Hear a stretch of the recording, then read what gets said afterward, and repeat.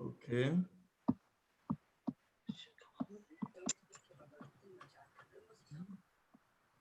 Go here, actual sign.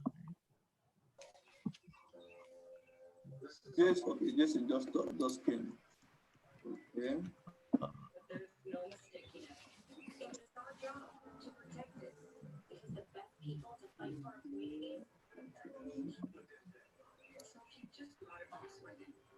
Yes, okay, just skin. Okay. All right, so it's on YouTube now. So Pat, you got everything? You good? Yeah, I'm coming. Where's that stuff at?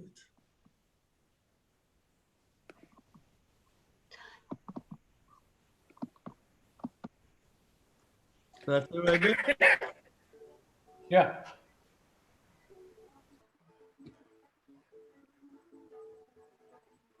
So, and you use the, when you,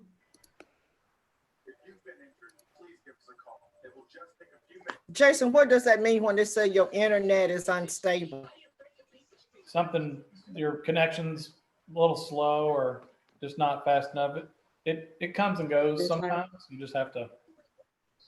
Tyler. Hey, Jason, is that the same thing that happens when you lose the video, but you still have the audio? Yes, sir. Okay, just checking. You called in yet? Because it's 7 o'clock. They should be letting y'all in a minute. All right, are you guys ready for me to start the broadcast? so, Go. can you all see, can everybody see what I'm displaying? No. Yes. Clayton County Yes. Community Development. Yes. Yeah, April 6, 2020, Zoning Advisory Board, Planning and Zoning Division. I see it. That's Yes. it. Okay. No, I don't have any video. I have audio, but no video. Did you have it before? You just lose it? Yeah, I had it before. Okay, you might not see because he has that display up. So you will be able to hear when they just start displaying things. Not everyone show up on the side. It's just a few. Okay. So you're probably okay, Arnold.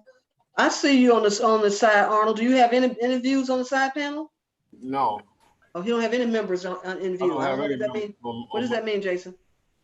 That just means his internet is a little spotty. Waving in and out? Yeah, it should come. It should come up. I mean, he may not be able to see the whole thing, but I don't have any control over. None of us do. It's just his internet, and then and his router. Mr. Turner. Yes. Chairman. Yes. So if you could, in your opening statements, make the mention about when someone wishes to meet from the panel, they would raise their hand. Okay. Okay. When you do your opening after Linda, I guess. Are you guys ready to start it? Yes, Linda will be the first on. You on, Linda? Wait, hold on. Pat, do you want to unshare your screen or do you want to leave this up? It could stay up as a shared screen because the subject matter is going to be on that screen at all times at any rate. Okay. All right. Well, I'm starting it up. Okay. So now all the attendees should be able to see it. The chairman will open the meeting, I would imagine, first, or Linda. If we're ready. Yes. Good evening, ladies and gentlemen. It's our zoning advisory group meeting for April. I'd like to welcome you to this setting tonight. I'd like to call the meeting to order. Yes, you can hang up if you want to. You online? We're gonna omit the pledge of allegiance and go straight to roll call. Okay. Keith Parker. Pledge allegiance. We're gonna pass on the skip. Go skip. Yeah, Okay. we don't have a flag to pledge to. Okay, we'll go straight to roll call. Straight to roll call. Keith Parker. Herschel Trawick, Addie Whitaker, Arnold Goodson, Kevin Lewis, Carlton Holloway, Herman Turner. Madeline Span, staff, zoning administrator. I'd like to approve the minutes for March 2nd, 2020, please. motion to approve. Trawick, I make a motion they be a approved. second. It's been motioned and second that the minutes be approved. Is there a question? All in favor, let me hear the word aye. Aye. Aye. Any opposed? Ayes having the motion carries. I'd like to approve the agenda for tonight. Motion to approve agenda. Second. It's motioned and second that the agenda be approved. Is there questions? All in favor? Aye, please. Aye. Aye. Ayes having the motion carries. Recognizing any person having business with the zoning advisory group tonight, I see that's none. No reports and committees. The public hearing procedure by Ms. Willis.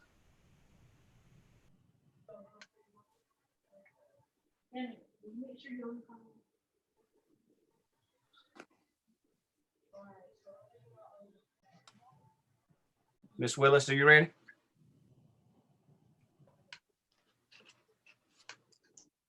I don't know, was she still on?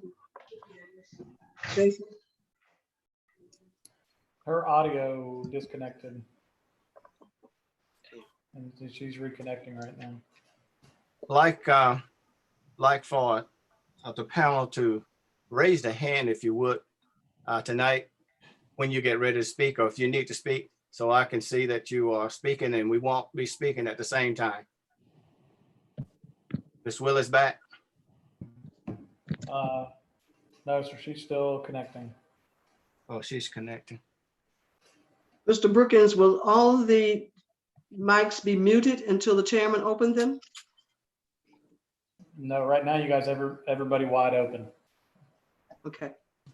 So we just raise the hands and that person speak.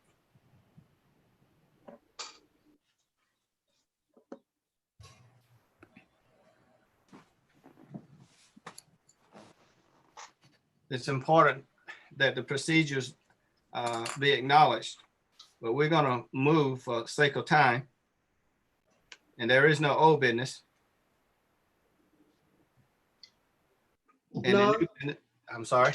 you're correct, none for old business. New business? Chairman, I can sound, the board, I can sound the first case on the agenda. Okay. The first case on the agenda is case number BOC 2002-0042, modification.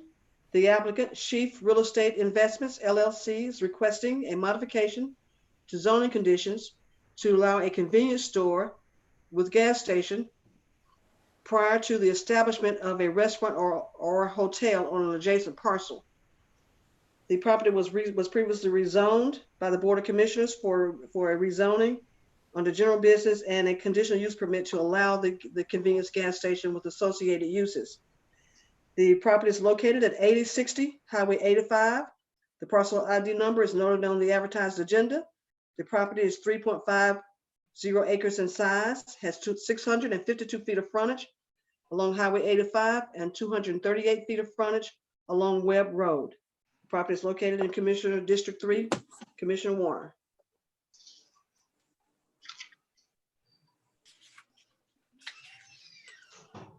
Petitioner in place. We can ask that there's an applicant in attendance on the video.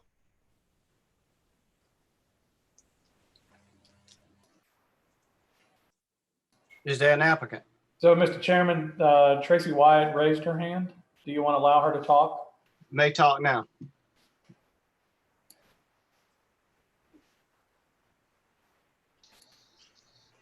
Tracy, we've allowed you to talk. You're going to have to, there you go.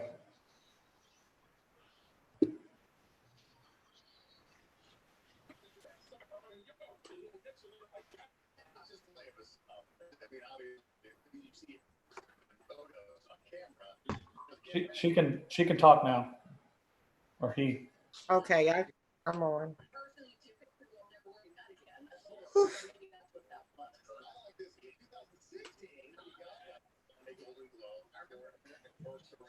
Is that person talking? No, they haven't said anything yet. Okay.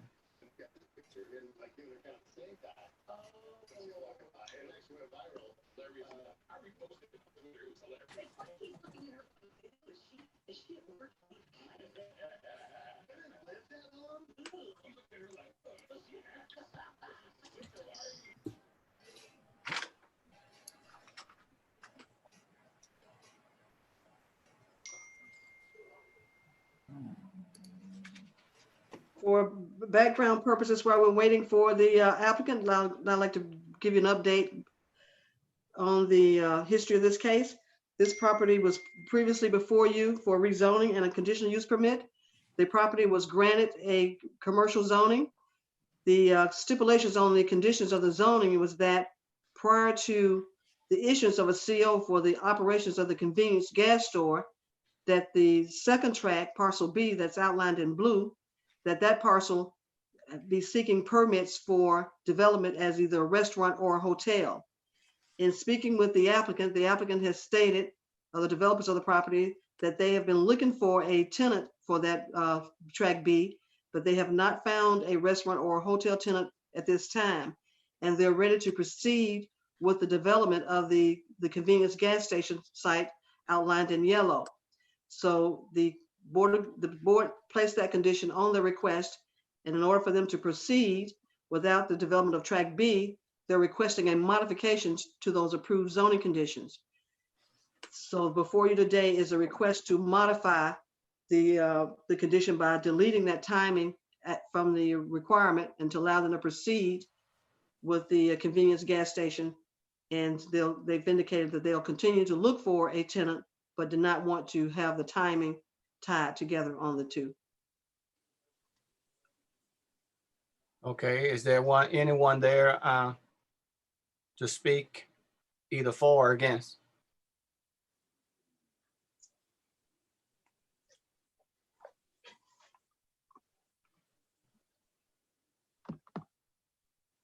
I saw something light up on the chat. Does that mean somebody is going Well, to participants?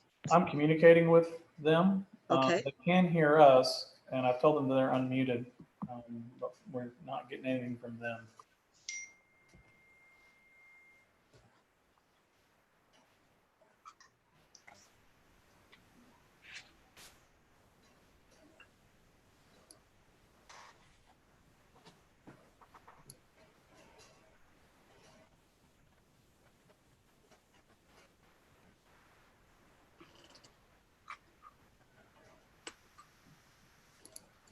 We're not getting anything from them.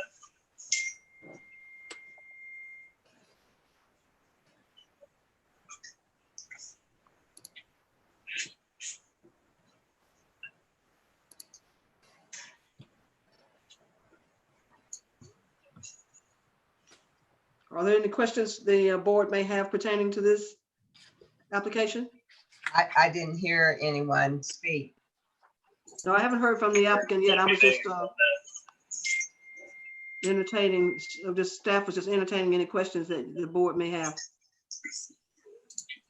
Edwin, Yes, sir. I have, this is Herschel. I have maybe a couple of questions. Okay. Number one, Are there any questions the board may have pertaining to this application? I didn't hear anyone speak. Oh, got feedback. Somebody's got it up on the YouTube on the live stream. They need to close it. They can't watch it and have it on here at the same time. number one, would the area that is in blue be completely removed from this request? No, sir. Only it'll be left vacant until such time they're able to find a tenant for that location. And then they would have to come back and request. That would depend on how we set the condition up. The next screen. Are the conditions attached to the graphics? It should be. Let me refer to what the recommended conditions are. Okay.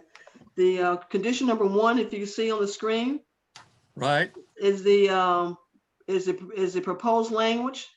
The proposed language states that the site shall be limited to a convenience store with gasoline service stations with no more than 5 service pumps, and the remaining acreage for non-residential land use permitted within the general business district.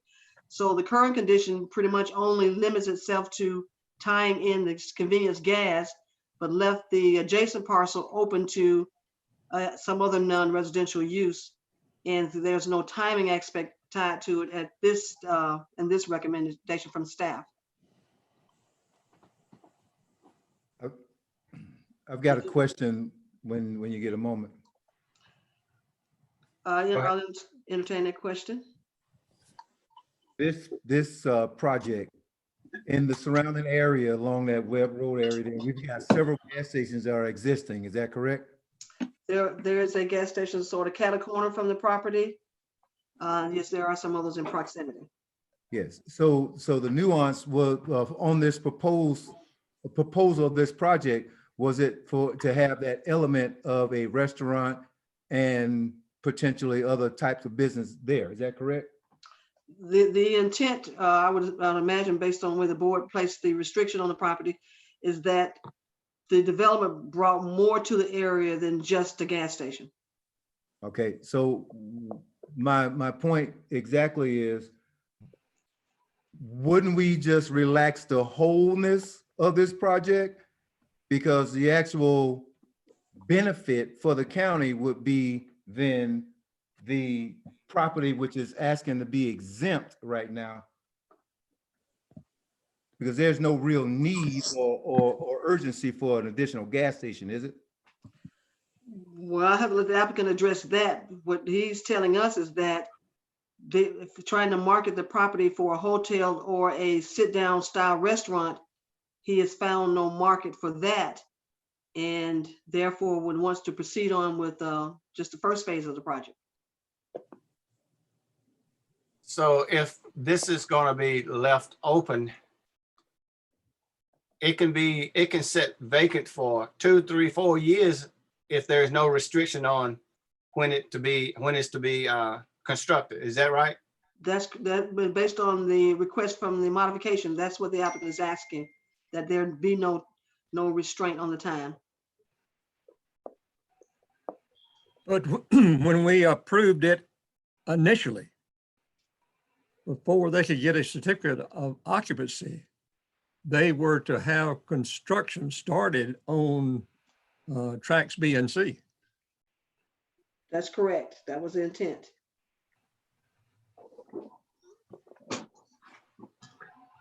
So Arnold Goodson here. It would seem that, as it was mentioned earlier, that the benefit to the county would in fact be the hotel and a sit-down or restaurant. Seeing how there is another gas station catty-corner from it, what is the need to have just a gas station sitting there? And as the chairman said, because the gas station could be there waiting for construction on that other property for who knows how long. So I don't see where there's a benefit to the county by just putting another gas station there and hoping that we get a restaurant later on. I'm in hopes that we have some representative to speak for this request. So if Mr. Brookins could check the attendees to see whether or not there's any applicants out there having an ability to communicate with us. Madeline, they are responding in the text. It says they would like, it said I would like to respond. So I don't know if you just want to read the text box as they respond.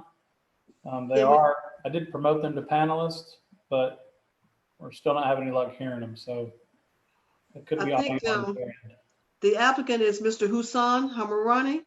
Can we open him up to speak? Mm-hmm.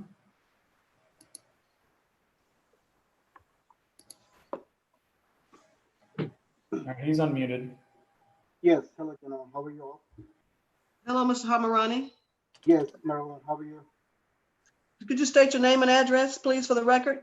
Yes, Hussein Hamarani, 1654 Morningdale Circle, Duluth, Georgia, 30097. You represent the applicant? Yes, ma'am. Go ahead and give us an update on your project, if you would, please. Okay, so what we are trying to do, we have already hired an agent for Track B to market it for a sit-down restaurant. We have I'm unable to hear. Neither am I. Can't make out what he's saying. Can you reposition yourself on the microphone or whatever your mechanism is, sir? Okay. Can you hear me better? Yes. Yeah. That's an improvement. Okay. What we are saying that we have hired an agent to market the Track B for a sit-down restaurant. We did renderings, we did site plan and everything. We believe that once the corner is developed with a brand new facility, with a very nice looking building, it's almost a $3 million project. It's going to bring a lot of value in that corner. It will be much easier to put the restaurant right next to it while the corner is being developed. While no activity is out there, it is just getting too hard to convince somebody that this corner is good for a lot of traffic to stop there for a sit-down restaurant. So the reason that we're asking to allow us to develop the Track 1 ahead of time is that it will benefit Track 2 to bring in a good quality tenant looking at the activity on the corner.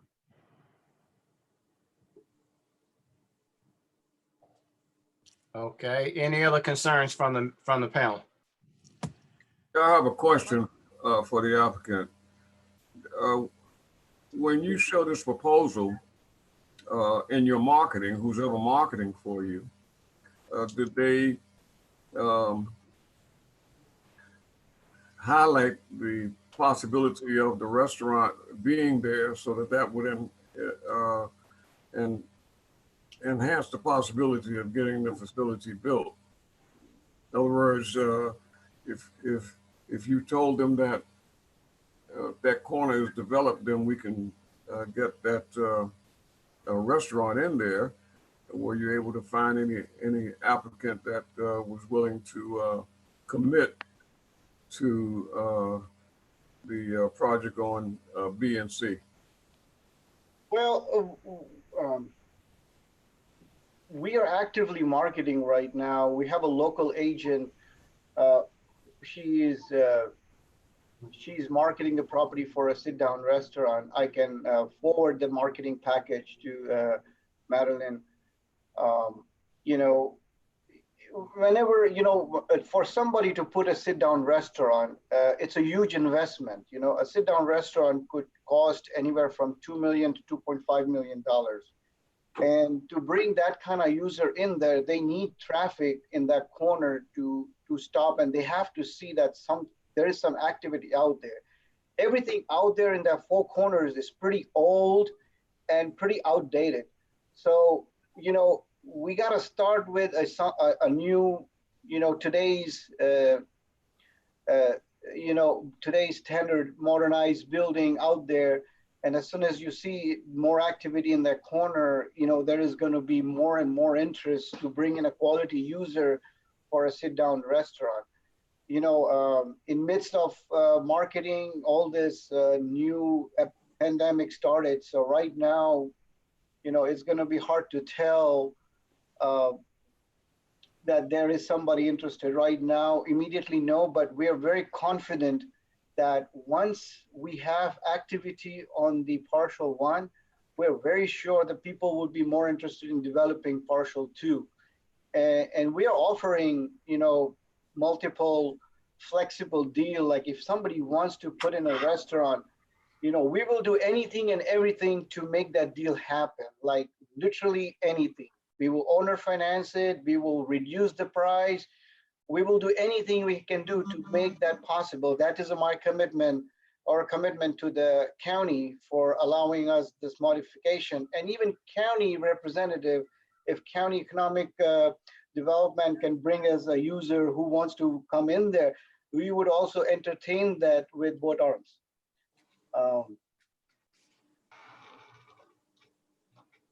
Question. Do you feel that having a service station built there is going to help draw a nice restaurant? Yeah, because see, this is not just a mom and pop service station. It's a beautiful looking building. It's a national franchise called Circle K, or a good branded store with a huge, nice looking store. It's going to be a modern facility. It's not going to be a mom and pop facility. It's going to be a modern facility. So whenever you see a new building coming up, people always try to get next to it. And that is always the case. People, whenever you see something new coming up, you see a $2 or $3 million being invested in a corner, yes, people want to come right next to it and bring their business, because definitely it's going to bring in the new traffic, the people who want to stop at a newer facility, a cleaner facility. Right now, there is only barely some out there in that immediate corner, So you have a person, a company planning to come in there now in the gas station? Yes. Mr. Hamarani, in the gas station building, are there retail slots in that building as well, or just a convenience store? There are a couple of retail slots in there. Okay, because the site plan is indicating several suites. Yeah, those are like 2 or 3 suites, but we can design those into like 2 suites or 1 suite, because we are trying to get maybe a nice coffee shop in there, or some other restaurant in there as well. Okay, thank you. It seems though, sir, that the major stumbling block to this is the fact that you want to put a gas station in a location that is already in a near proximity of another gas station, in hopes that someone will come in and develop the other parcel. We don't know what the time frame of that would be and so forth. If you put a gas station there, the gas station is not really necessary. It's not critical, because we have those services available catty corner from there. And so it would seem that we'd have to have something definite as far as the development that you're speaking of prior to putting in another gas station that is not necessarily needed at this time. Well, we understand, but if you look at the corner, right now is pretty distressed corner. Once you see a new building out there, it is going to completely, uplift that corner with a beautiful landscaping, a new building.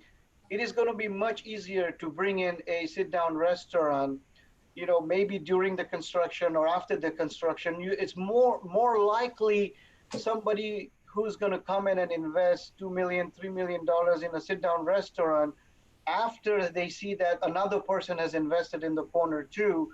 But if you expect somebody to go in without any other activity happening right now in the corner, we may never get a sit-down restaurant out there, and we may never be able to develop that corner out there.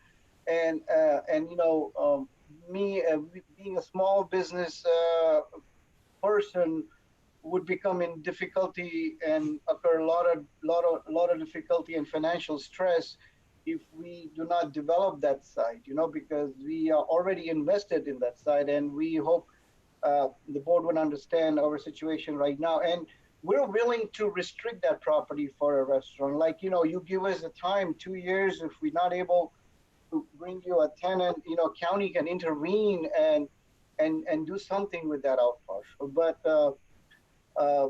we are very committed, and we will live up to it. We hired a local agent called Artemis LDs, and she's working very hard. She has a great presentation. She's sent out 4,000 emails to prospects all over. And, we're very hopeful that once the corner is developed, there will be more person interested in that partial B, and the whole corner would look very nice and beautiful with beautiful landscaping. But as of right now, if we expect to develop partial B without anything going on in partial A, that is most likely not be more interesting to any prospect of restaurant right now, and even if I was building a restaurant, I would want to go in there, with no other businesses to bring more traffic in that area. I understand perfectly what you're saying, and I understand the desire for you to recoup your investment that you've made in the initial property. Would you and I know you want to recoup that in the shortest amount of time as possible. However, would you be willing to hold off until you find someone that understands the total plan of what you want to do in your presentation, and find someone that will be willing to do the partial B, knowing that you're going to develop the partial A? Well, we would not want to wait, because the longer we wait, the more losses we're going to occur, and most likely there's going to be less chances of somebody coming in there without any activity on that partial, So that is the whole problem right now, and I don't know how else I could be more, give you more assurance. We're very committed to bringing a restaurant down there. Like, you can take over that partial if you want yourself and bring in a user, and we will do anything to make the deal work. We're not going to hold anybody or try to delay a user coming in. But right now we're in a situation where we are ready. As soon as we bring in the permits, we could start developing partial A. We have a huge investment in there right now. Chairman Turner, I'm here. Yes. may I ask a follow-up question? This is Keith. Go right ahead. To the applicant. Yes. Go right ahead, please. All right. So, and Ms. Matlin, this may include you as well, because what I want to do is go back to the original intent when we discussed this case, and the intent was to bring a hotel and restaurant. And the priority sounds like to me is shift from no hotel, no restaurant to gas station concern only. So I'm trying to figure out, where did we lose the actual interest in the hotel priority and the restaurant priority, and now we're discussing priority gas station only within that sector where we already have heard from the applicant that they're going to put in some kind of restaurant or fast food, something inside of that restaurant. I don't see where they would be really all that enthused about trying to develop the sit-down concept that goes along with the hotel, which was part of the original scope in which we discussed this. So I'm trying to figure out, where do we lose the interest? Well, excuse me, Sagit, we did not lose any interest. The hotel, the site does not allow to be financially or practically feasible for a hotel out there. There is no demand for a hotel on that property. If we are allowed to do a fast food drive-through restaurant, that could be a very quick, a possibility. But, what we are trying to do now here is we're trying to bring in a sit-down restaurant, a dine-in restaurant. A dine-in restaurant is very specific to a user. it's not simply that any user would come in and adjust in a sit-down restaurant in any building. You know, today I could agree to put a building out there, but it could stay vacant for a while, you know, till we get a user. And it may not be appropriate for the user the way he wants it. So, you know, the dine-in restaurants are very specific to the user's need, how they design, how they lay out, and what kind of footprint they want. And we're very committed. We will market that partial at a very affordable, creative deal to bring anybody in, you know, and it is only going to benefit, you know, if you may think that the priority is partial one, but the partial one is going to bring in the tenant for partial two. Once the partial one is developed, partial two would be developed much quicker than you would think, than trying to develop both at the same time, because, you know, one business is going to bring in another business, and it may also open doors to develop the partials in the back. Okay, so let me bring clarity to what I said. I wasn't talking at all about a fast food restaurant on that parcel B. And what I mentioned when I talked about fast food, I'm talking about inside of that convenience store that you want to build. That's where you'll have fast food at. And that's already in your design scope based on what you said earlier. The fast food inside the store is just a normal food that caters to a normal traffic, like Quick Trip does. That is kind of food that they have, you know, like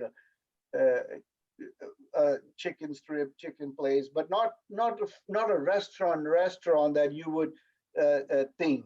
So what the partial B is going to be actually a dine-in restaurant. That's what the proposed idea was, and that's what we're committing to do, a sit-down restaurant. But you know, sit-down restaurants are very specific to users, and in today's what we are going through, it may take a little, you know, 12 months to get back into the situation where we can bring in something. By then, we could already start developing partial one, and which would make it much more attractive to bring in partial two, and then eventually it will open up more other tracks and bring in more business in other tracks.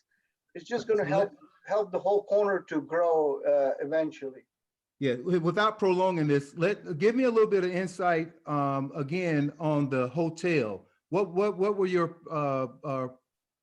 prospects or your perspective on the hotel? Let's give me a little bit of. The property is, first of all, is not big enough to put a hotel out there. The second problem is the property is not nearby any industrial area or a freeway intersection or an exit of the freeway closer to a freeway. And those are the two elements that you look when you try to build a hotel. And to do a hotel, it costs in today's world anywhere from $11 to $14 million. And it is very hard for anybody to come in and invest that kind of money, being, you know, somewhere in the middle where there is no industrial office or closer to a freeway. So, you know, hotel is not this is not a site for a hotel. That's what we were, you know, we were assessed. But yes, a sit-down restaurant is a possibility. Mr. Trevor. Mr. Chairman. Yes. What I'm hearing is the applicant is wanting this group to approve a request when it comes. The second thing I would want to know is, have they considered a restaurant similar to Texas Roadhouse? The nearest one we have is in Noonan, and I know they draw very, very large crowds. So I just wonder if establishment like that has been considered.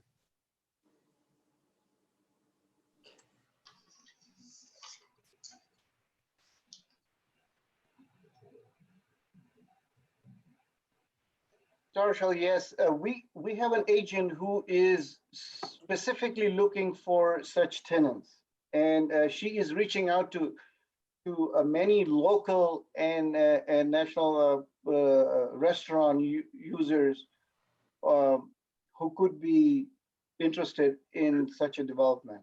And we're trying, it is already been marketing, and I can give you the information, and you can also pull up, you can also talk to her, and she will be more than happy to answer how she's progressing on her marketing.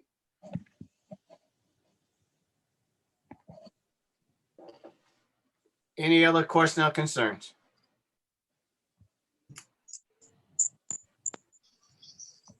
Miss Addie, did you have your hand up? I did, but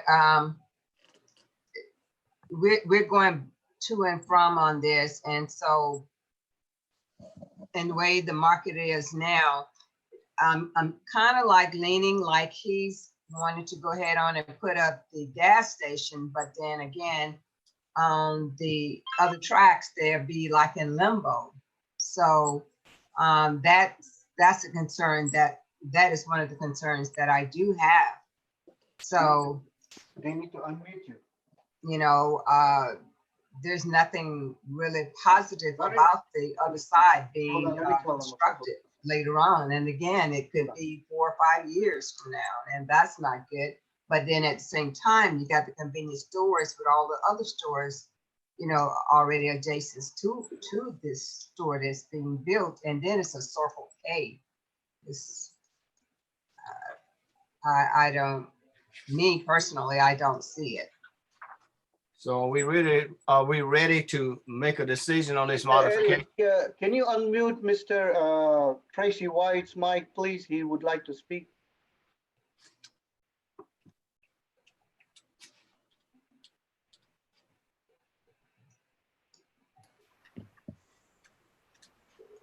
He's not muted.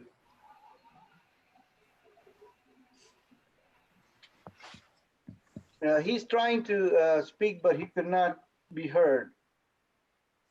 Mr. White? Maybe his mic is mute or something. He did look in the chat, Mr. Chairman, and you can see just some of his, what he's sending. Well, I only say his name, that he raised his hand. Right, I only see that he indicated that he wants to speak, but Mr. Wyatt, if you could make some statements of questions that you may have, we could perhaps address them. And if you could put them in the chat. Let me put you on the speaker and on my mic, Tracy. Can you go ahead and speak? Go ahead. Can y'all hear me? Yes, speak. Okay, yes. We had a conversation with Commissioner Warner, and he told us he was okay as long as active in parking the property. So we went down and talked with Erica Rocker, who's the acting person down there, and so she's marking that fall, and she referred to this who's already doing work for the county to active in parking the property for us as well. So we followed what I think Commissioner asked us to do. Mr. Wyatt, could you state your name and address? I mean, we know your name, I'm sorry, but could you restate it with your address, please? For my address? Yes, sir. Yes. P.O. Box 16612, Atlanta, Georgia 30321. Yes, sir. Are you speaking in favor of this request? I am. Okay. Just want to go on record. Melvin, I may have had where did that person say he lived? He provided a post office box. Mr. Wyatt, do you live in the? I live in College Park. Former city council member. Thank you. My comments to the ZAG board is that staff recommended condition number 1. I don't know what direction the ZAG board is going to go, but just from a staff standpoint, I would offer a change in condition number 1, that where it addressed the convenience store, and the gas station, that could, I would suggest that from a staff recommendation, we would revise that condition stating that there would be for a gas convenience store with accessory retail suites and accessory retail suites, and the other parcel be limited to a sit-down restaurant, and that condition still be there, but there'd be no timing associated with it. And the property will be held, you know, there would be conditioned to only allow for a restaurant. So if at some point in the time anything else wanted to come in, they would have to come back. But we would have a condition in place that would show the intent, the original intent to have it developed for a restaurant rather than leaving it open for any other non-residential use to come into the property. So staff will offer that as a recommended revision to condition number 1. Okay. Madeline, should we put a time limit on that? That would be at your discretion. That was what happened originally, and that's what the applicant is asking modification from right now. So that would be the board's desire to attach any other condition. Again, staff is just offering that as a recommendation for our revision to number 1, but however you want to proceed with your recommended conditions, that's it. We'll follow at your will. I would hate to see it sit there for 8-10 years and nothing be done. That's the reason I was saying, could we put a time limit on it? We're about to have to come back. You certainly could alter that condition in any form that you think is appropriate. Well, may I speak, Chairman? Speak, Mr. Parker. Speak. My concern is with the original intent for this location and what I believe I heard originally is not being addressed. So if we were going to do a modification to number 1 in that recommendation by staff, would there be a consideration of then having this condition be addressing the sit-down restaurant as a priority? And that way we're assuring that they're leaving the type of space and positioning for a sit-down restaurant without putting the priority on the convenience store, which may encroach on space that then will disallow future build for a sit-down restaurant with adequate parking. We could potentially address that by conditioning it to the site plan that's shown before us that shows a potential convenience retail center in yellow and the restaurant site being reserved in blue. And the acreage is kind of shown there as well. I think it's practically 1.5 acres shown for parcel B that could accommodate a restaurant development, and the other parcel would be convenience gas with retail, with other retail stores and accessory. Well, looking at the lines, it appears to me that in this acreage split, I would be much more able to hear this further if there was a reduction in the amount of space for that convenience store that would allow then adequate space for a sit-down restaurant that we would be looking for as our future development concepts. Mr. Harmoni, you could address the feasibility. Yes, right now we are positioned, the site plan is based on actual parking requirements and everything. And we, based on this site plan, we could fit in anywhere from a 5,500 square foot to 7,500 square foot sit-down restaurant, which is a normal size dine-in restaurant. With adequate parking, and there is a extra row of parking. We will be developing an entrance which would be used for both the partials. So there would be infrastructure in place. We would be developing a underground retention pond, which would be used for both the partials. So whenever the user wants to come in, he would have no infrastructure cost because we will already be building underground retention pond, entrances, and everything in place. And it would be the site would be ready for development for a restaurant.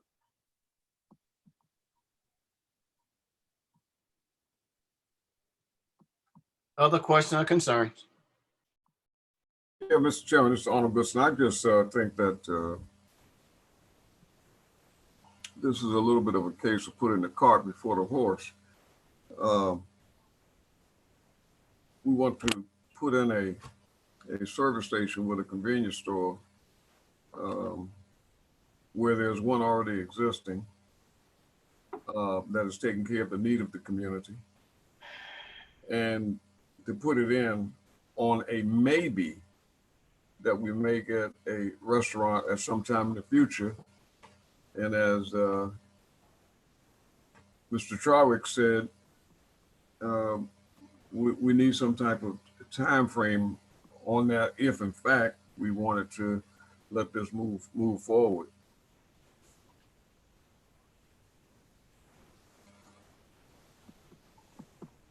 So what's your thoughts on this, ladies and gentlemen?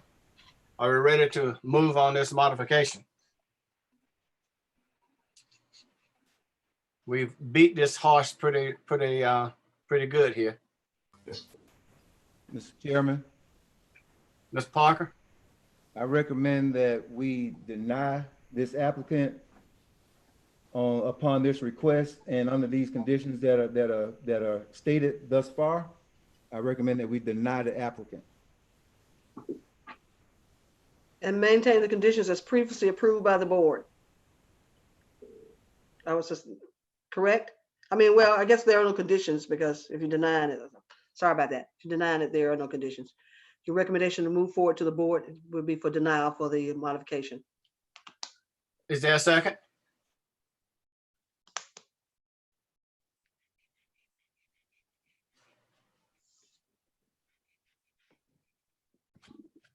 That motion, that somebody gonna second, or is that motion dead? It's been a minute now. Second, 5-10 seconds. That motion is dead. Is there a motion to approve? We gotta either approve it or deny it. Motion to table. Motion to table. Yeah, I think with staff making additional recommendations on the spot, and there being some technical difficulties from the other gentleman who wanted to speak, I think we should table this until we get clarification. I second that. Been motion, been second. That this petition be tabled to such time that we can get clarification. Is there a question? All in favor? Let me see about raise a hand, please. Okay, that'll be unanimous. Sergeant Major, I can't see you. Is that your hand go up? Yes, sir. Okay, mighty fine. That motion is carried and it is tabled until such time we can get clarification on modification and. Mr. Herman, can I say something? Who is this? This is the applicant. Yes, sir. I would really appreciate another thought on, I really want not to table this and lose more time. We've already lost a lot of time on this development.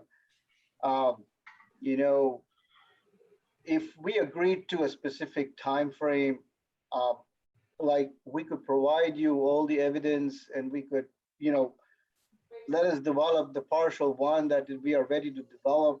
And, we can come up with some kind of condition or penalty if we do not find a tenant, or if we personally do not make an attempt to bring in a dine-in restaurant on partial 2 in certain time. We are willing and has a, you know, I assure you that when that corner comes to a shape and is going to look very beautiful and modern, it is going to bring in new business. It is going to bring new taxes. It's going to bring more revenue to the county. It's just sitting there right now. I am going to lose money. The county's not going to make any money, and we're just going to lose more and more time. The economy is getting bad. You know, I would really appreciate if you could help us out and reconsider this. Well, at this point, we have gone through the procedure and it is law. That it is tabled. Next petition.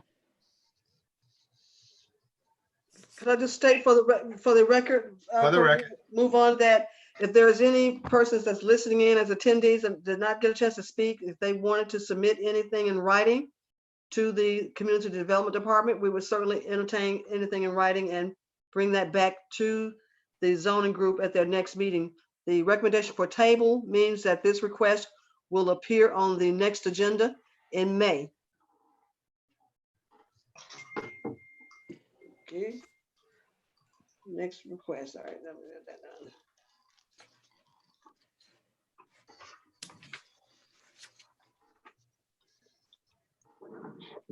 Next request.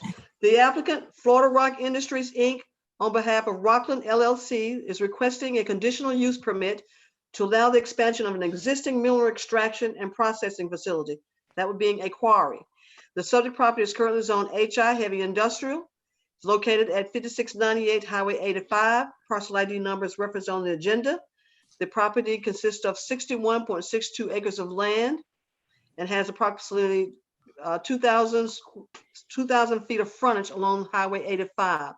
This is a companion application, the one that I just sounded, case number being BOC 2002-0043. The companion case is BOC 2002-0044. The applicant, Florida Rock Industries, Inc., on behalf of Rockland LLC, is requesting a conditional use permit to allow a expansion of the existing mineral extraction and processing facility. The subject property is currently zoned HI and is located at 300 Lees Mill Road. Parcel ID reference on the agenda. The property consists of 9 acres of land and has 8 and 9 feet of frontage along Lees Mill Road. The two properties are located in District 2, Gail Hambrick.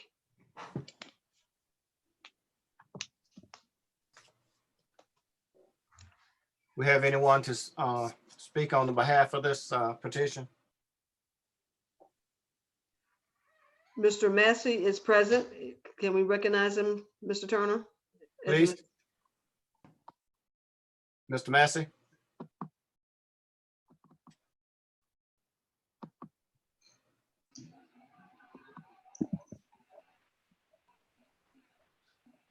Hello, hey, this is Clay Massey. Yes, sir, we can hear you. Hey, Ms. Spann, how are you? Just fine. Members of the Zoning Advisory Board, my name is Clay Massey. Thank you for hearing our application tonight. I'm here on behalf of Florida Rock Industries on these conditional use permit applications that were just called on the agenda. Jason, I've got a PowerPoint I was going to use. Is it okay if I do that? Can you set that up? Mr. Chairman, we can make him a panelist, which will allow him to share his screen with the PowerPoint if it's the desire of the board. We'll entertain it. Thank you very much.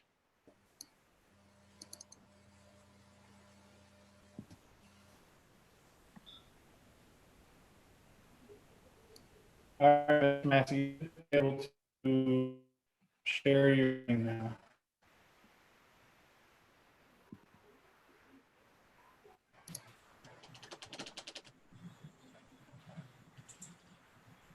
Are you able to see this presentation? See the map that's on the screen. That's still Patrick's map. It's not your PowerPoint. Patrick, you're going to have to unshare your screen so he can share his.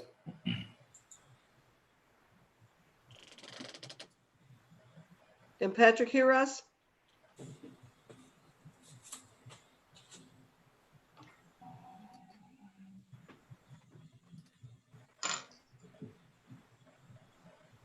All right, Clay, go ahead and try it again. Okay, thank you.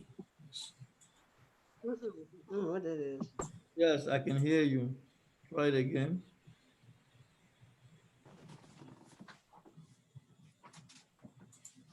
All right. Are you able to see it now? Yes, it's showing now.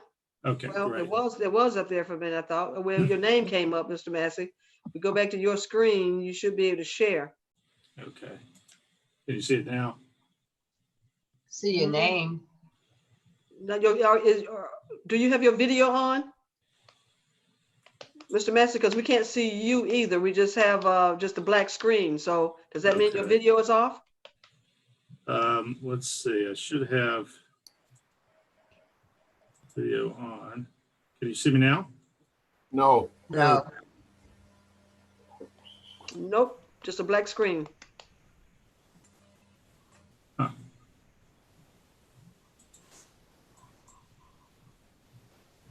Anything we need to do, Mr. Jason? It worked the other night. Let's see. If you just want It looks like the video, look like his video is off. It got an X through his video. He might not have a camera, but if you want to email it to me, I can bring it on the screen quickly. Mr. Massey, Yes, can you email that to Mr. Jason Brookins? I sure can. Thank you.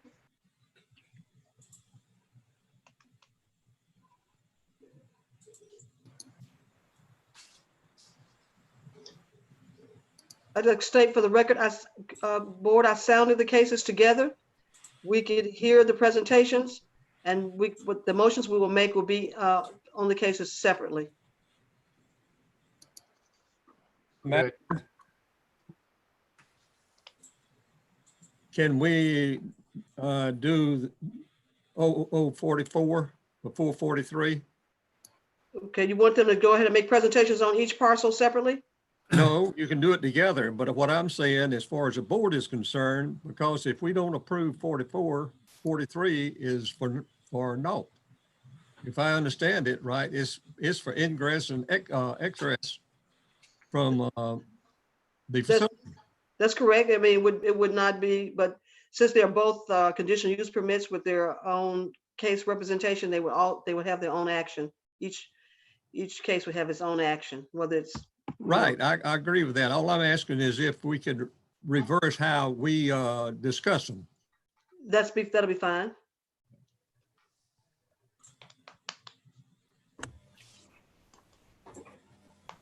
Can you see the screen now? No. So if we don't have video where we send, when you send them to Jason, so okay, here we go. There it is. Okay. Okay.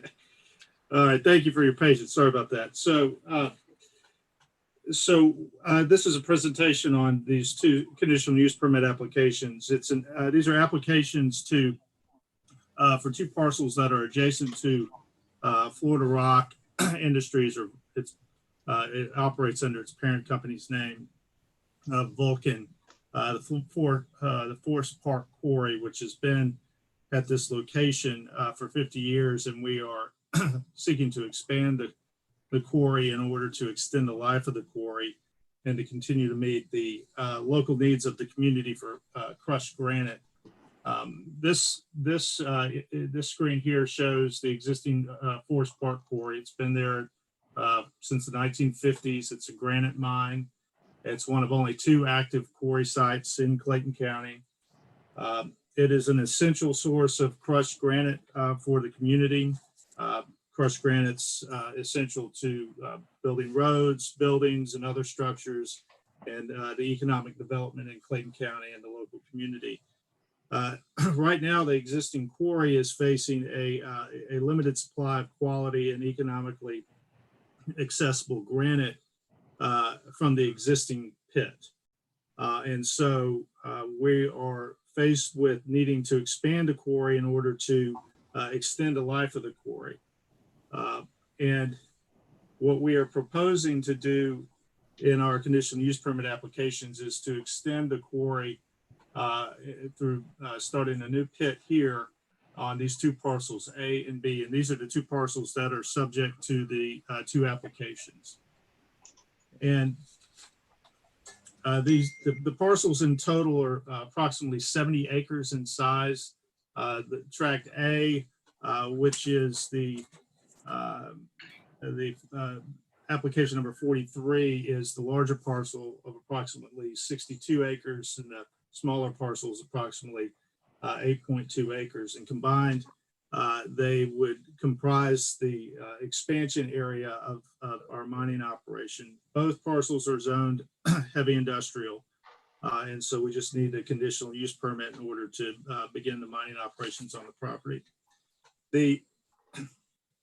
The mining operation, including the subject properties, are already part of an EPD permitted surface mining operation. So there's an existing surface mining permit that governs this property. Currently, the surface mining land use plan for the property under that permit has approved the subject properties for a processing plant. When we had this SMLUP, or this surface mining land use plan amendment approved, we were hoping to be able to move or expand the quarry to the north. And we have an existing processing plant to the north of the current pit that we would have to move over to the subject property. And that's what the current surface mining land use plan with the EPD shows. Well, we discovered that the quality of the granite to the north wasn't there, as well as there's a fault line, and we would have to remove about 6 million cubic yards of overburden to even get to the granite. And there's no place to store that on the property. So we just can't economically access the granite, and it's not economically viable to expand the quarry to the north because there's not even quality granite there. So what we've done is we've applied to Georgia EPD, is reflected in this image here, for an amendment of the surface mining land use plan. And that's part of that plan is on the right there, where it shows on the subject property the future pit site or the quarry site, which is what we're asking the county to approve under the conditional use permit us to be able to do, which is mine the property. And so that is the new plan that we are seeking with Georgia EPD. The site plan for the property that we've submitted along with our application to the county is shown on the left. You'll see that it shows the current pit or the proposed pit, excuse me. And what we will do is we will, since it's directly adjacent to the existing quarry property, what we'll do is we'll mine the property, and we'll have a conveyor. You'll see it in the bottom right-hand corner of the subject property, and we'll move the crushed granite from the property, the subject property, over to the existing processing plant on our existing quarry. There will be no trucks transporting any crushed granite out of the quarry site onto Highway 85. It will all, the granite will all be transported by conveyor. There is a small access point on Highway 85, and all that will be used for is as a service or employee entrance. There will not be any transportation of crushed granite on Highway 85. Rather, there's an existing, you'll see on this image, our existing entrance to the existing Forest Park Quarry. That will continue to be used for the sale and transportation of any granite. So any heavy trucks that will be picking up crushed granite for purchase, they will all be using the same entrance, the same exit that we currently have for the quarry operation. None of that traffic will be on Highway 85. The location of the quarry, you'll see, is approximate to the airport, to major transportation infrastructure, as well as other industrial uses, including the only other granite quarry that's in Clayton County. There are only 2 of them, and we're one of them. So it's essential, and I'll discuss that momentarily, to have our the life of our quarry expanded to continue to provide Clayton County, the local community, an economically accessible source of crushed granite for transportation projects and economic development. And so this is what we're proposing to do, and you'll see that it is proximate to other industrial uses and transportation infrastructure. The zoning of the property is, again, heavy industrial, and it's surrounded by other heavy industrial uses and zonings.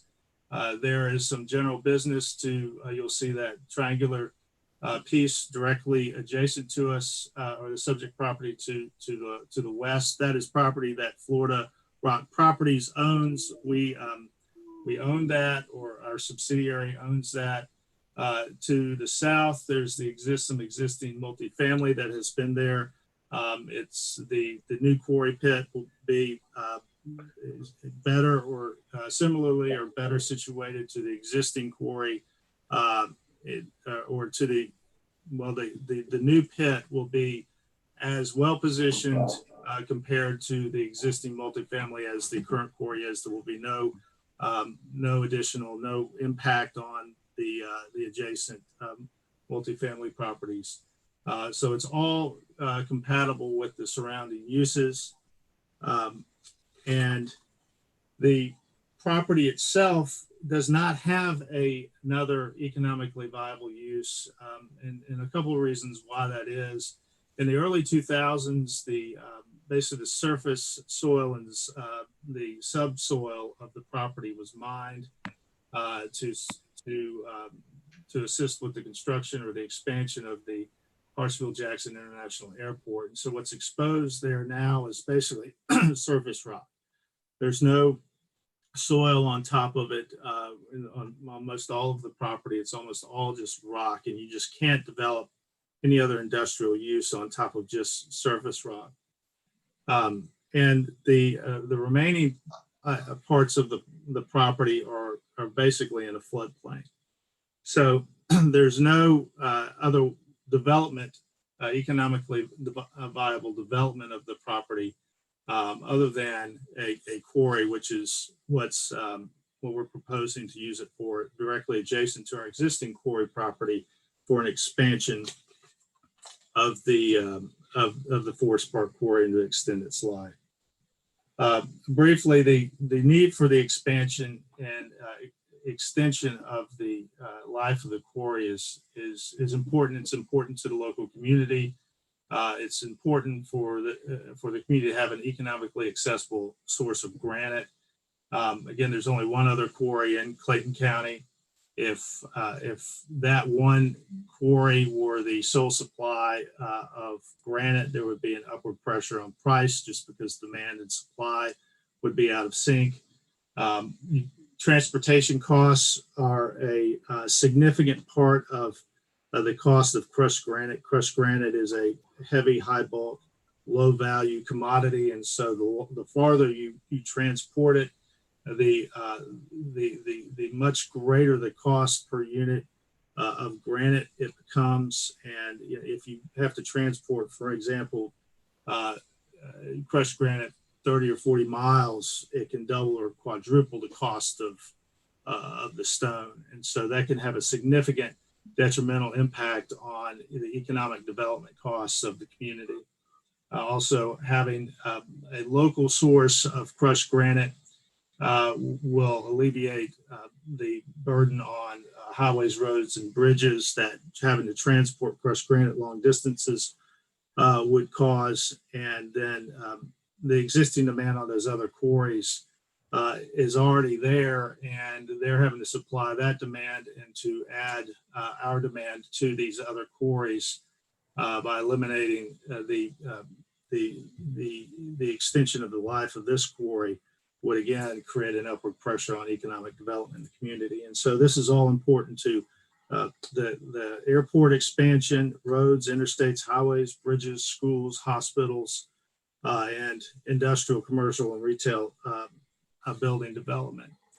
And so we ask that the Zoning Advisory Board recommend approval of these conditional use permits extend the life of the quarry. It'll be good for the community to provide a future long-term economically accessible source of crushed granite. Okay, thank you, Mr. Massey. Is anyone there to speak on behalf of this petition or against?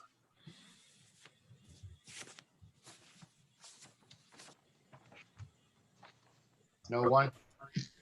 Mr. Chairman, I believe that we had a letter that was sent in opposition that was made available to us on the email. That person couldn't be in attendance, but they sent the letter.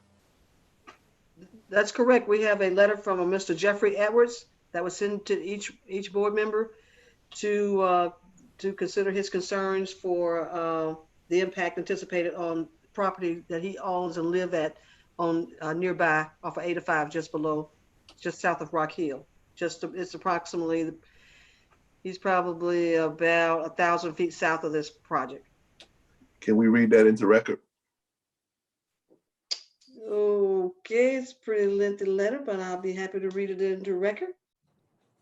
It's kind of lengthy here. Let's see. Okay, Ms. Spann, since I cannot be at the zoning advisory group meeting this evening or join in on the meeting because I do not have any computer equipment that will do that, I will try to give you the reasons I oppose the expansion of the existing rock quarry on a parcel of land that is basically across the road from my house and even closer to the apartment complex across Highway 85 from me. First, I have lived in my home before the present rock quarry existed. I know firsthand about noise, blasting, and dust that is generated over the years. Even though it was at least 2 miles away, it was like living next to a combat zone. You had the constant drilling and blasting holes and pneumatic drills that sounded like machine guns fire. Then you had the blasting that at times was so severe that it actually knocked things off shelves. Even the blasting wasn't that severe. You wondered if the house was going to take it without have structural damage. Once the rock was blasted loose, it had to be broken into smaller pieces, which meant using hammers, which you could hear running almost nonstop. Then when the chunks of rock were dropped into the dump trucks, the noise sounded like cannons going off. Imagine hearing that 6 or 7 o'clock in the morning.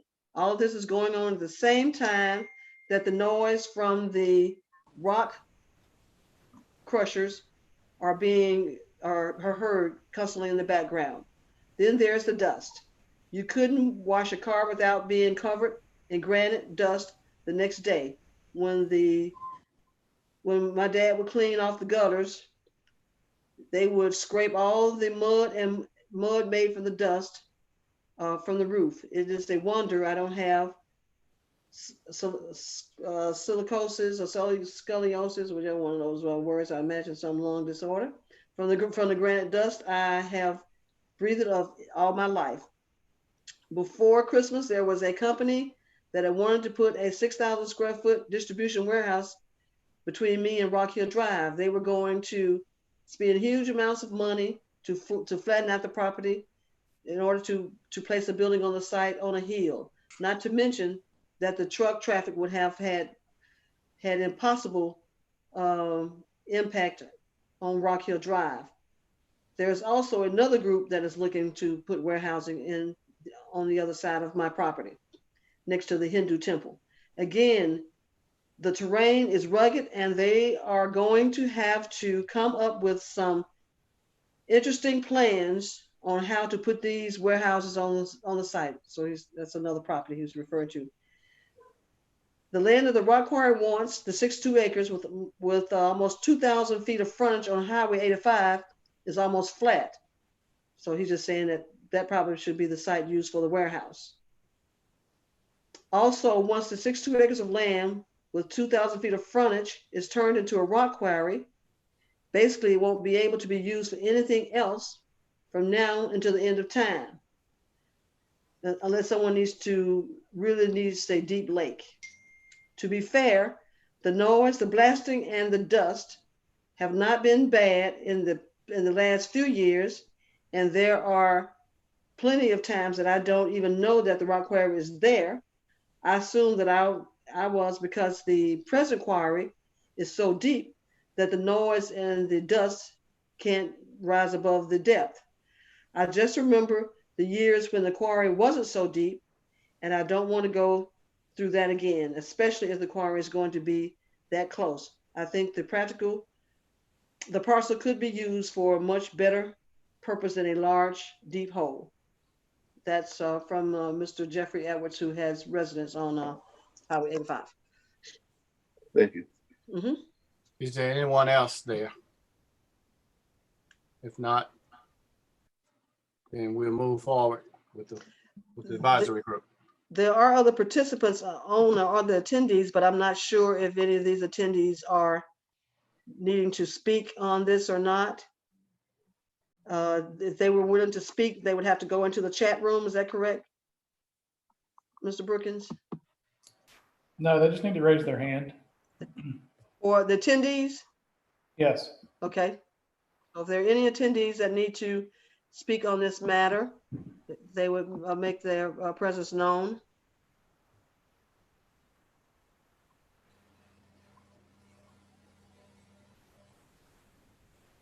Okay, doesn't appear to be any other input from any attendees, so we could have the rebuttal from the applicant, and then as staff, I enter the staff recommendations.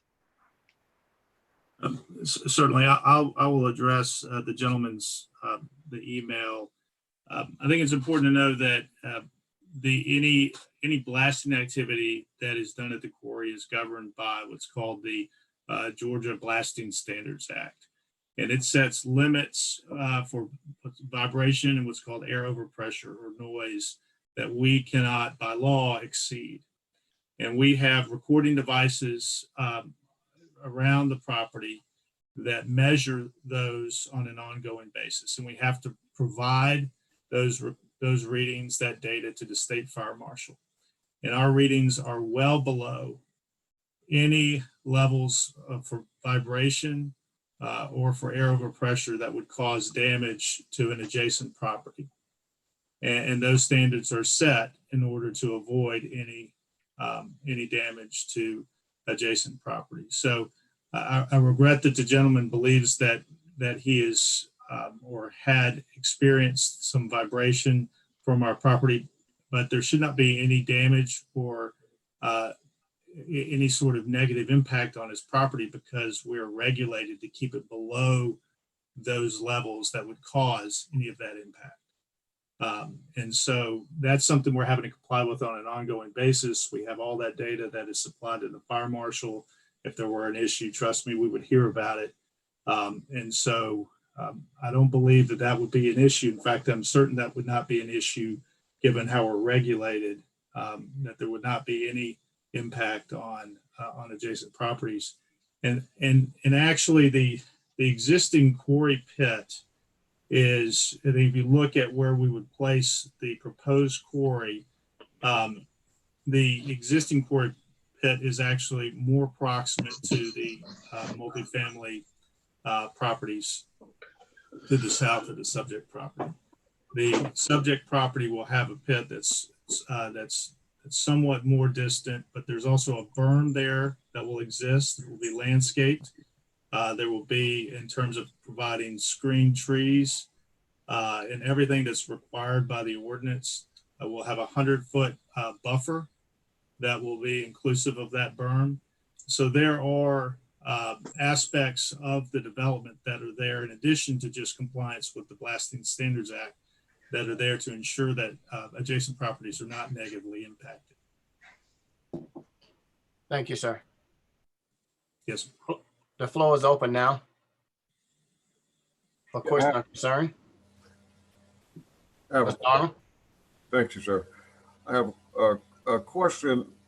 You had mentioned in your presentation that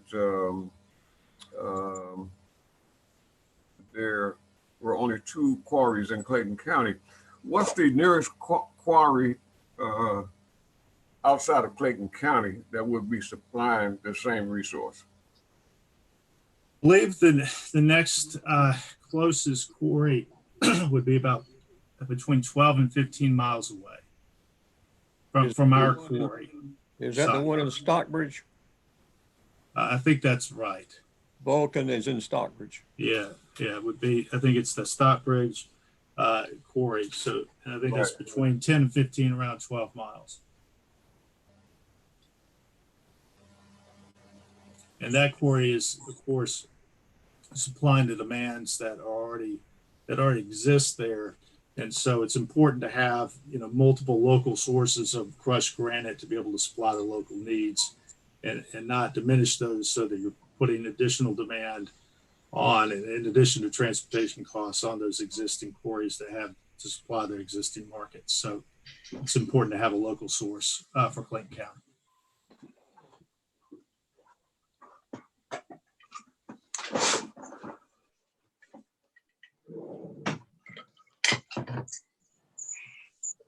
Any other concerns? Yeah, Mr. Massey, question for you. Yes, sir.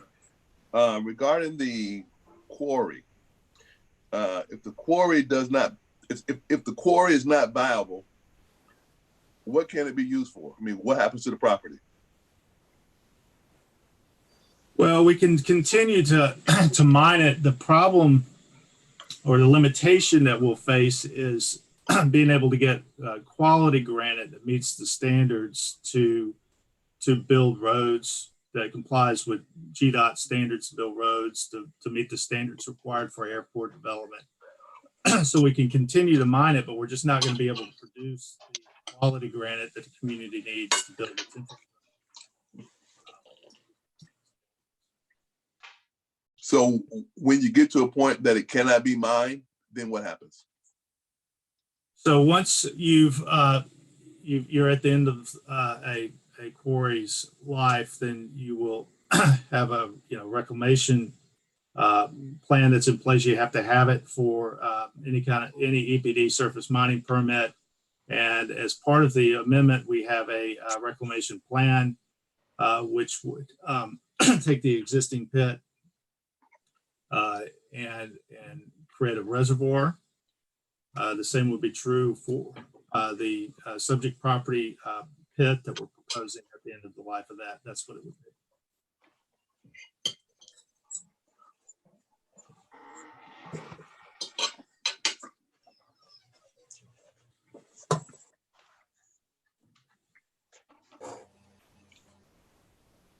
So the area that you're planning or that you would like to expand to, what kind of perimeter fencing or that keep anyone from just walking off into something like that?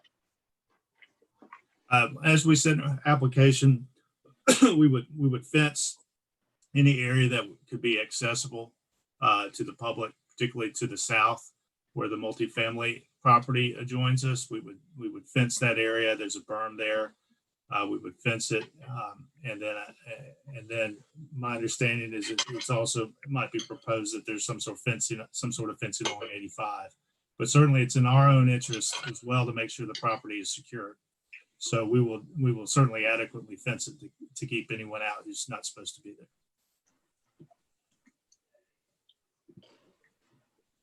Are there any other questions or concerns? Just one. Yes, sir. Mr. Massey, and I heard the mention of local usage.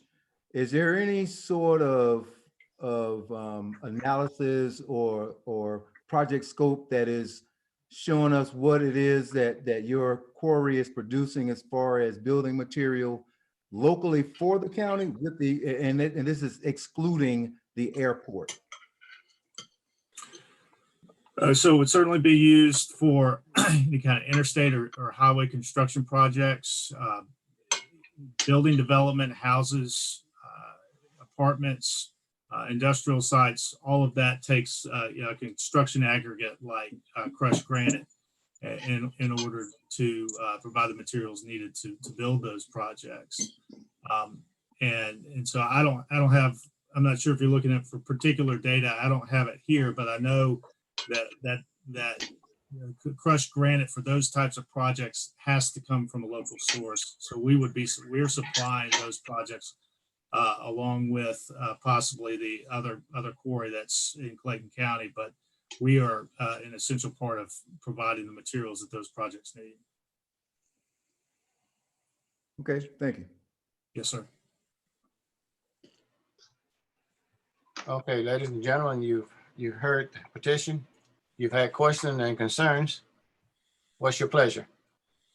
Let me go ahead and enter staff recommendations if I could, please. Please do. Okay. Staff recommendation is for approval for both CUPs 0043 and 0044. Staff have recommended conditions to go along with case number 0044. There are 4 conditions that I'm attempting to share with you on the screen. Okay. Take me a few minutes to get it on the screen here.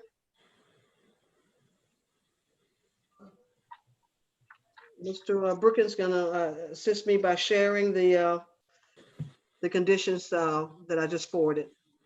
Okay, there they are. Thank you. The conditions are as reads, access from the property shall be from Georgia Highway 85 is subject to approval. And this should be subject to the approval of Georgia DOT and the Clayton County Transportation and Development Department. Access from Georgia 85 shall be limited to employee and service vehicle access and egress only. Condition number 3, provide no less than 100-foot undisturbed natural buffer along the southern and western property line. This would be adjacent to where the residential property is located. And to provide an 8-foot fence adjacent to residential zone property. These are the 4 staff recommended conditions. The language I read into 1, I did edit it to some extent because I think we got a few extra words in there. But the intent here is that the access to that property be subject to GDOT because Highway 85 is a state highway. And of course, the Clayton County Transportation Development Department has to sign in on any requirements for access as well.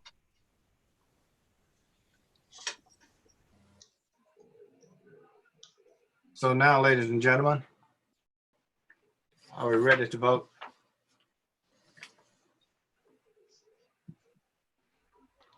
Is the petitioner agreeable to these conditions? Those conditions are acceptable, yes.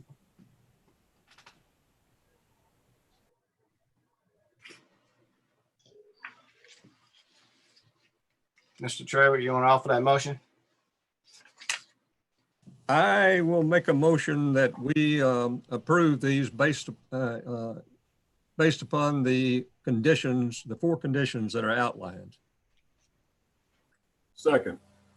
It's been motion and it's been second that this petition with the amendments, amended conditions be approved.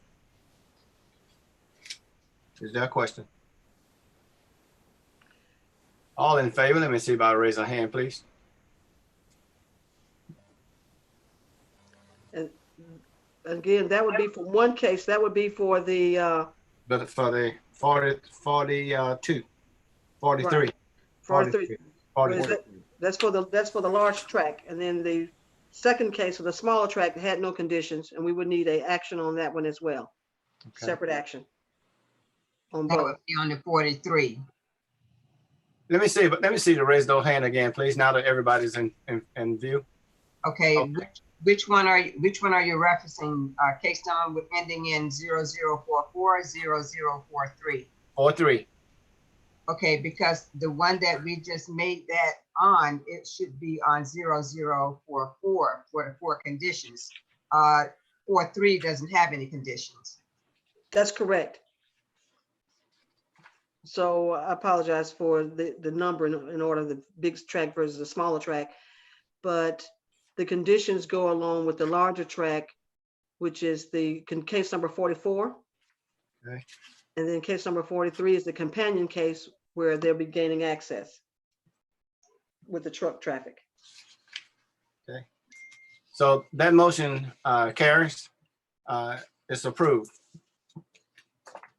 Thank you. Now we'll go to the next one.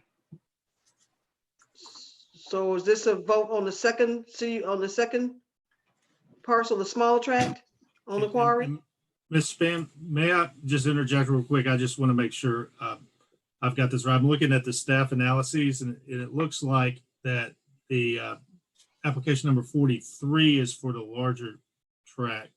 It and is. 44 is for the smaller one. That is correct. That's what I have. That's correct. And the conditions were with 43. Right. And that's what we just approved. Okay, and then we'll do a separate action on the smaller 44. tract, Yes, 44. that's correct. Since I made the recommendation on 43, I recommend 44 be approved as well. Second. Second. Been motion and second. All in favor? Let me see if I raise a hand. The motion carries. Thank you. Thank you very Thank much. you very much.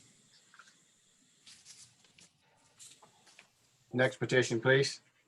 The final item on the agenda tonight is case number map amendment 2003-0002.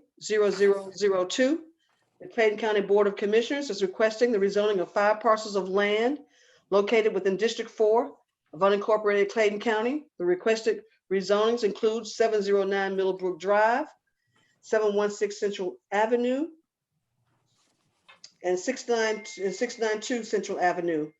These properties located in Jonesboro, Georgia. The parcel IDs are referenced on your agenda. Properties are zone MX currently, and the request is to rezone these properties to RS 110, single family residential. An additional parcel located at 514 Valley Hill Road, parcel number referenced on the agenda, located in Riverdale, Georgia. This property is currently zoned RS 110, and the request is that this property be zoned for agriculture. This again is a board initiated text amendment. The properties that's referenced on Middlebrook and Central Avenue are residentially zoned properties. These properties have been in use for residential purposes since their onset. They were rezoned to MX zoning during a comprehensive rezoning that occurred in 2017, where the Board of Commissioners established mass areas as MX zoning in an effort to encourage more mixed use in the county. The properties are, again, maintain their residential use. So therefore, the owners of the properties are requesting through District 4 Commissioner that we address the rezonings of these properties so that they will be compliant with zoning, and that would enable them to get financing and do whatever they need to do to upkeep the property and to transfer ownership as a residential property. The second part to this, as I addressed, was 514 Valley Hill Road. That's the location of an existing place of worship. This property has a existing conditional use permit that makes it a legal place of worship under the zoning because it was granted a CUP in 2007.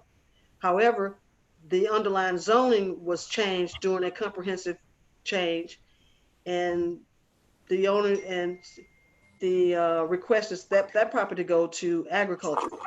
Staff recommendation to address this board initiated text amendment is to recommend approval of the request for changes to 709 Middlebrook and to 716 Central Avenue and 692 Central Avenue.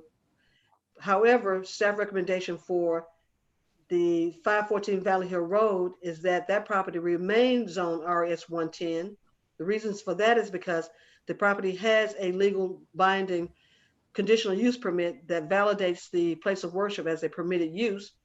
The changing the property to agriculture will not do anything in effect to whether or not the property is compliant with zoning or not. RS 110 is the prevalent zoning in that area and would be more compatible and more consistent with the area. So staff recommended that our recommendation be to approve the parcels as referenced earlier, but to withdraw the intent to rezone the property at 514 Valley Hill Road. Okay.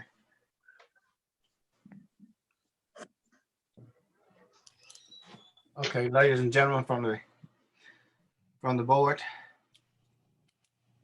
how do you see this? We have to reach out to the general public first, correct? Is there anyone here?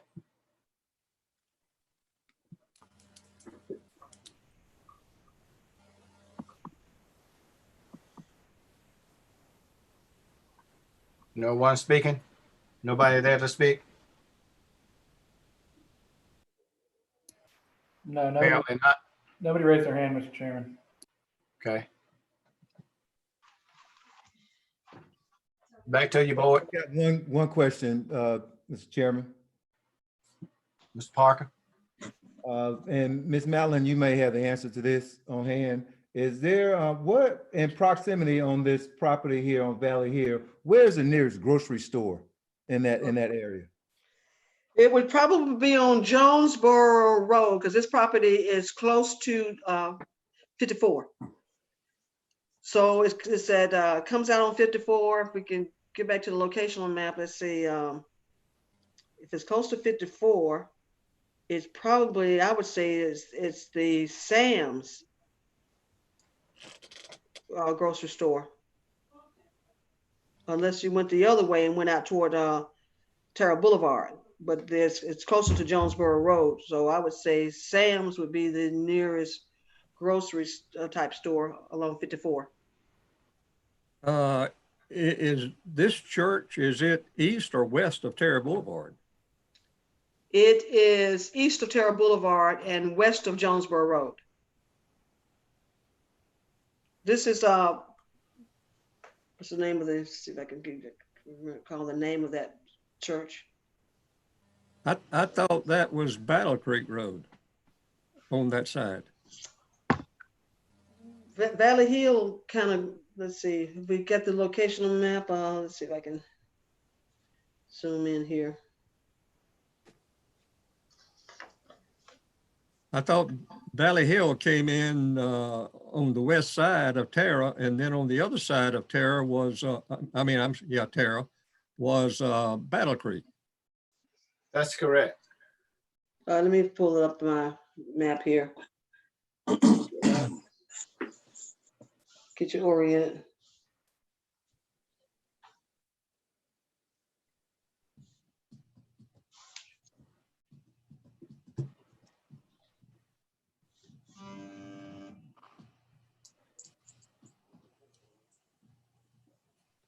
If I ain't mistaken, I think most of y'all know Pat Hussey, used to be the tax commissioner. If I'm not mistaken, that church is her church. You're exactly right, Mr. Traver. That is her. That is her church. Yeah, that is. So that would be the property we're talking about. Let's see if I can orient. Pulling up on my map now.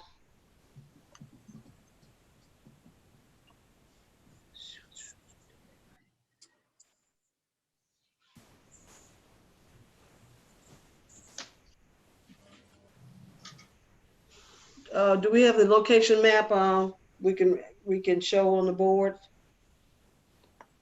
from the graphics? See, we're there. I don't know if that's going to help us any to fix on the location, but you can see the property there that's outlined in blue. Let's see what I do here. It's two.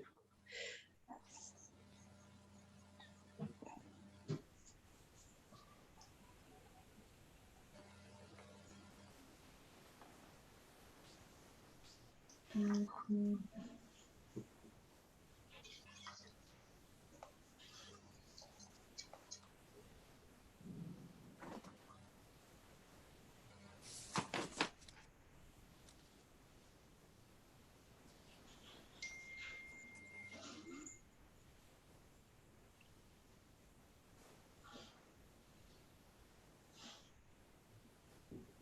Okay, this property is right at the intersection of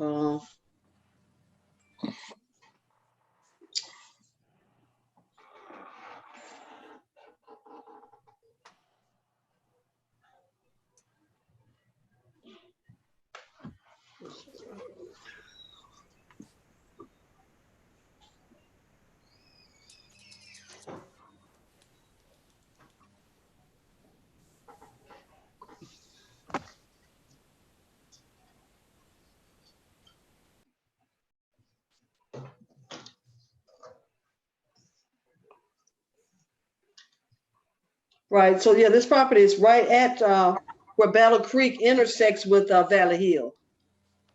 And that is right before you get to 54. Does that make any sense? No, because I don't think Valley Hill crosses Terry Boulevard. Or not Terry, well, I mean, I don't mean 54, I mean 1941, Jonesboro Road. 1941. So it's at Valley Hill and Battle Creek, where Battle Creek and Valley Hill intersect. That's where Terry Boulevard. that's where the church is located. Okay. It's a convenience store across the street. It's been there for years where the old apartments was torn down.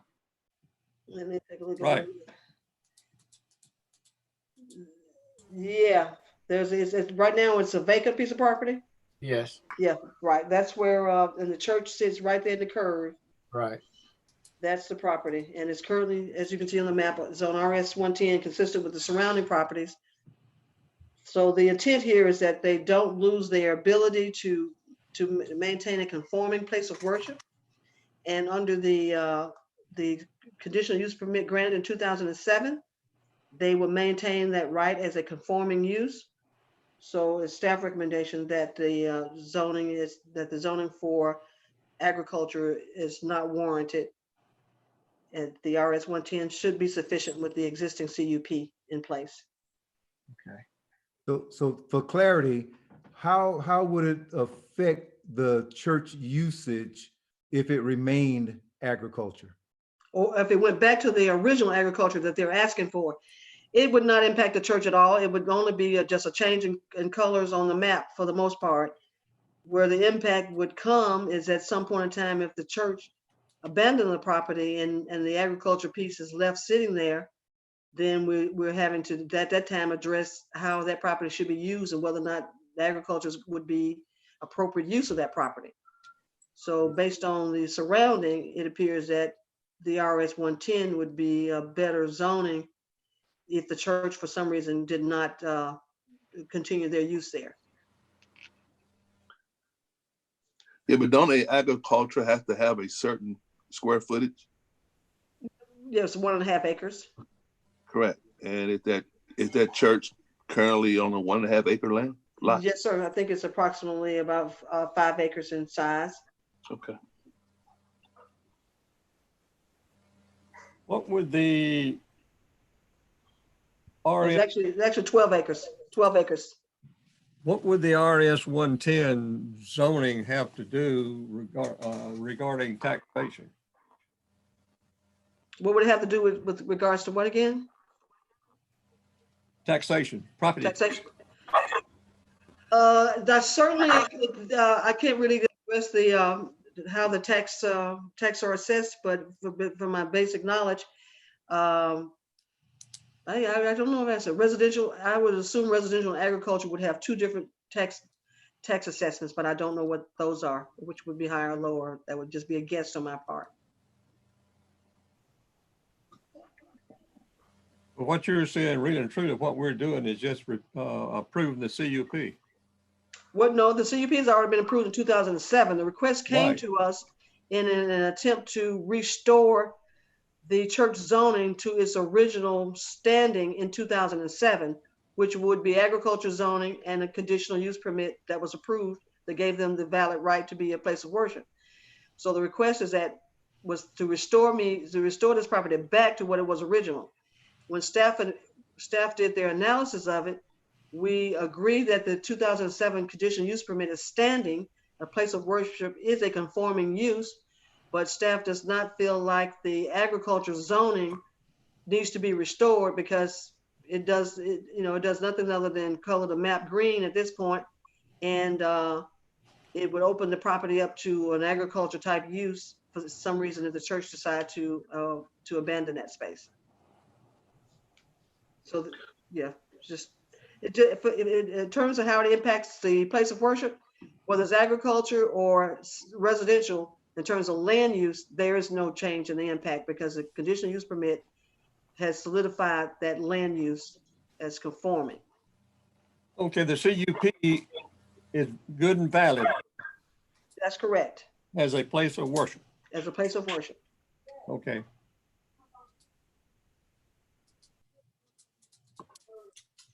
So the question for me would be, why is it on the agenda if the recommendation is going to be Why is it on the agenda? not to go forward? How to answer that? It's on the agenda because it's always that timing issue. I have been in communication with Ms. Hussey. I've explained the situation to her. I had some contact with the district commissioner. However, once we advertise this information, we have to proceed on through the appropriate hearing process. So unfortunately, the language and the confirmations on the conditional use permit happened after the property had been advertised. So therefore, it appears on our agenda and we have to act on it.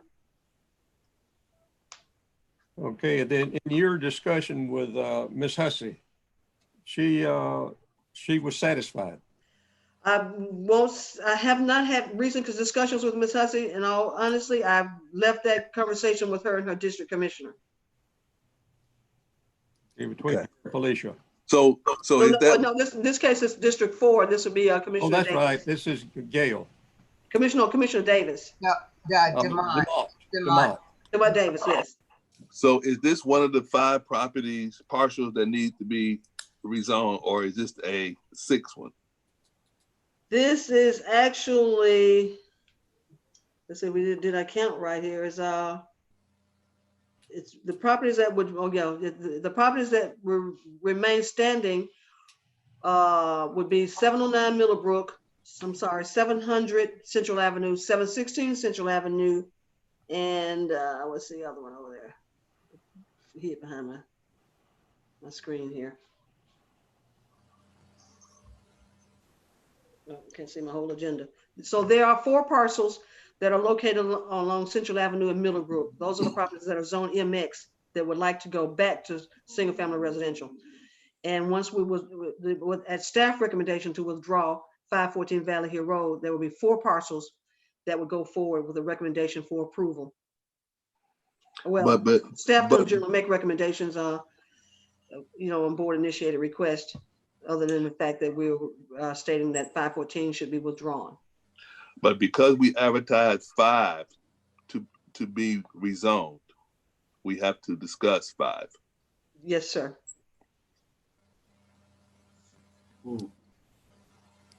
Okay. So, and it's basically just a correction in the map, correct? That's correct. Okay. Now, if the board does not move forward either way, left or right, and let's say that this gets tabled, that gives staff and all the other parties to legally get together and make the correction, so that we're not voting on 1 versus voting on 4 versus voting for 4 instead of 5, because all 5 are together. Even if we table it, we still will have to address this 514 Valley Hill Road. The reasons for that is because when we do table items, we don't re-advertise. So the only reason we're addressing this is because we went forward and was advertised as a part of this package, and we can't dissect the package at this time. It would have to go full all the way to the board as it was advertised. But if the parties agree, the county and the owner of the parcel, if they agree, then there should not be any need to move forward as far as having to vote it either way, because it's already compliant. At the point it reached the Board of Commissioners, I mean, of course, however you recommend it, you could recommend either way, whatever your positions are on this as it stands now. Once it gets to the Board of Commissioners, the Board of Commissioners will have to act on all 5 parcels, because that's the packet was presented with 5 parcels. They could approve portions of it, they could deny portions of it, or they could table the whole thing at their discretion when it gets to the board's agenda. So the only way to revert. Do you have your staff recommendations and the conditions? Because when my package came, it did not have that. For this particular case? Yeah. Right. For this particular case, this is a board initiated item. Staff does not make a recommendation or attach any conditions. We recognize this as being board initiated, and it's generally advertised and put on the agenda in that manner. However, we do entertain recommendations from the ZAG group to take forward to the board. So who's making the recommendation to not change it to agriculture? Is that not coming from staff? What staff is just imparting that as being sound, that I mean, I'll just be very simple. It doesn't make any sense from a land use standpoint. So, and again, but that conversation will be between the interested parties and the district commissioner to determine what's the most appropriate route. Staff is only interjecting, let's say, whatever sound planning advisory is at this point. So in other words, then it's not going to make a difference whether they say yay or nay. Right. That's right. Well, you do make recommendations. Yeah, but to me, you know, like you're saying, you all didn't make any kind of recommendation, but then it's between the commissioners and the people on this property. So I guess my question is, you know, it came before the zoning board. Again, whether we yay or nay is going to still be between the commissioners and the property owners. Well, I mean, I would say this is kind of atypical, atypical board initiated rezoning, where we seek recommendations from the zoning group. So I would just say at this point, you know, I would enter whatever recommendation you saw appropriate from your analysis or review of it, and then when it gets to the board, they'll take in consideration your recommendation and whatever other merits that they need to consider, and they'll make their decision.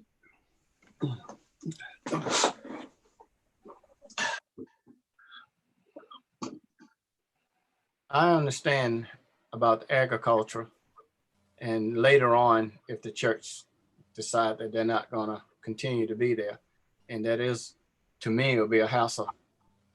Just be spot zoning, just that little place, just that 12 acres in the middle of a neighborhood.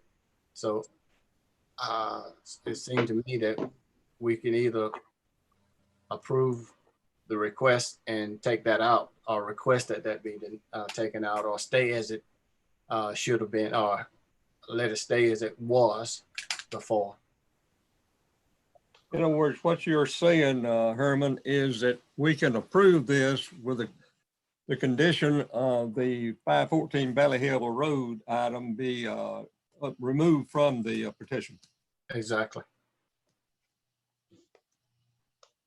And that's what they're recommending, if I understand it correctly. Now, that's what staff recommendation is, and right.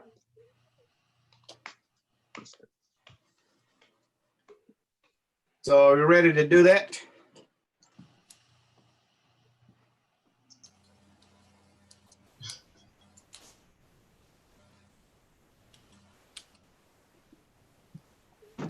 I think my spaghetti is getting cold.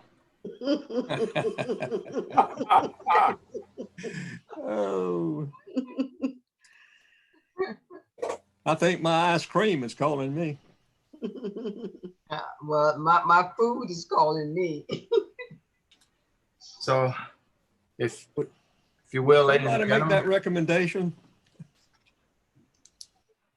are you asking to do so? No, I said, will somebody make that recommendation? I'm waiting. But then if you don't want to do that, what do you want to do? You gotta do something with it. My understanding then is that for the parcel that the church sits on, that they wanted to leave it as AG. Right, their request is to not leave it AG, but to return back to the agriculture zoning that was in place at the time they got their CUP. I'd make a motion that we accept the recommendation by the board as written and let the board figure out what they're gonna do at their level.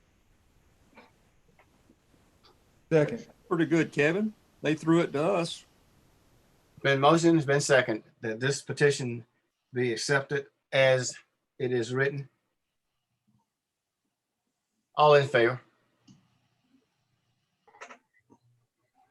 That's unanimous. No, Mr. Holloway, did you vote on that? No, I didn't agree with it. Okay, good enough. All right. The motion carries by 1, 2, 3, 4, 5 to 1. 6 to 1, I'm sorry. If that's the end of our agenda, I make a motion that we adjourn. Second.